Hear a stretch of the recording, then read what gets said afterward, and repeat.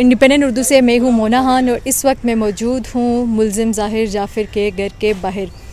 और आप देख भी सक रहे होंगे कि इस घर को इस वक्त सील कर दिया गया है क्योंकि ये क्राइम सीन है। पुलिस ने इस घर को सील कर दिया है। इस घर के 2 दरवाजे हैं बुनियादी तौर पे, और जो एक हिस्सा है घर का जहाँ पे क्राइम हुआ है, जहाँ पे जुर्म हुआ है, उसको सील किया गया है, जबकि जो घर का दूसरा हिस्सा है वहाँ पर एक गार्ड तैनात है जो कि घर की हिफाजत के लिए तैनात किया गया है और वो कंपनी की जानिब से तैनात किया गया है।